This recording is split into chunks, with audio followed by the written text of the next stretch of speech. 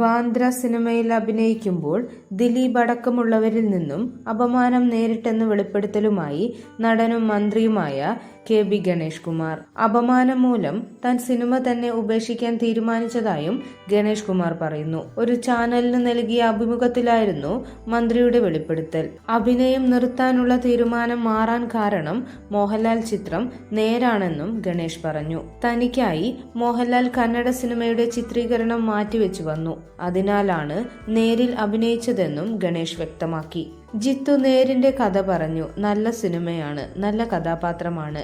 ലാലേട്ടൻ shoot നേരത്തെ ആക്കാമെന്ന് തീരുമാനിച്ചതോടെയാണ് ഞാൻ അഭിനയിക്കാൻ തീരുമാനിച്ചത്. ഞാൻ തുറന്നു പറയുകയാണ്, മനസ്സുകൊണ്ട് സിനിമ നിർത്താൻ തീരുമാനിച്ചിരുന്നു. ബാന്ദ്ര എന്ന സിനിമയുടെ സംവിധായകനും ദിലീപുമടക്കം എന്നെ വേദനിപ്പിച്ചു. നല്ല റോളാണെന്ന് പറഞ്ഞാണ് വിളിച്ചു കൊണ്ടുപോയത്.